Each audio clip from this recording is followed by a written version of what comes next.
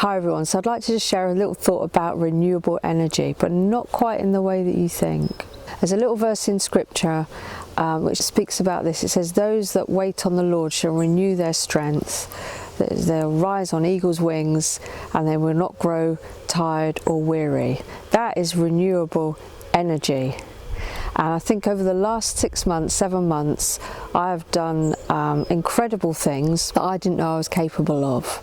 So I've been in a 7-month battle, really, the biggest battle of our lives, and which you can read about a little bit more on my blog. So in the blog I just share a few tips about how we've done life over the last 7 months. But it's the energy that I've had has been incredible, and I think it's been more than just running off adrenaline. I can be a bit of an adrenaline junkie, but I think it's been a bit more than that. What strikes me is that God's quite clever in a way, really. He's provided a mechanism for us to survive in really difficult times, and this is what this scripture is about. He gave it as a framework for the Israelites to survive in some really difficult times. He speaks about how you renew your strength is by waiting on the Lord, which I'll chat about in a minute. Life can throw anything at you at any point. And what I recognise, I've just been pondering, how have I done what I've done? I've been pondering that, and I think one of the things I have to recognise and acknowledge is, for the last 20 odd years, I've been part of a church which has a Pentecostal flavour to it, and so they've had prayer meetings every Wednesday night, and what I didn't realise what we were doing then was we've been investing in prayer. So it's like you put an investment in the bank, so when comes a day when you can't pray because you just don't know how to, because life's terrible, or you're struck down with something, or whatever happens, but you think, I have no words to say anything anymore. But the good news is you've invested in that bank of prayer, and you start to make withdrawals on that. That's quite an interesting concept, isn't it? So I didn't plan any of this. I didn't realise what I was doing, but I think there's been an investment there for us to draw on, which has given us real strength and endurance in this tricky time that we've been through. It's also, recognising when you're in a battle, you can't pray. Because when you're in a battle, all you can do sometimes is stand, and that's how you fight. If you think about soldiers that go to war, they train beforehand, don't they? They don't train during.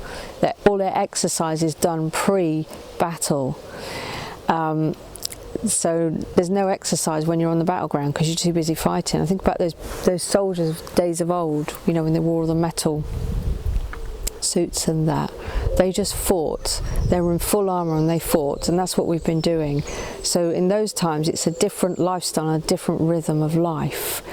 So if you can pray up beforehand, if you can get 20 years, if you get 30, if you get 40, if you get 50, that's a great well to start drawing on when the battle comes, because it will, because we're all tested and tried in life, aren't we? And we'll all face things that we don't want to face. That's life. Life's not particularly fair, is it? So that's life. Yes, I think the second thing that I've done is I've walked out this scripture. So it says, wait upon the Lord, those that wait upon the Lord. That word wait is a doing word, so it's an active word. It's not a sit around and let's see what happens. It's a very proactive word. So I've waited on people, I've served them, I've served God, and I've continued to serve God throughout all this time, but I've also served other people that have needed help.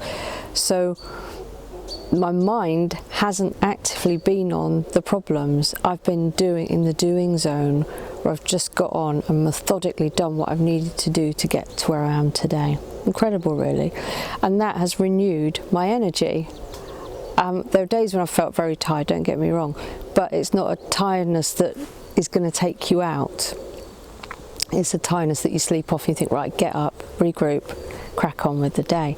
So those two things, serving God, and by doing that we serve other people, don't we? And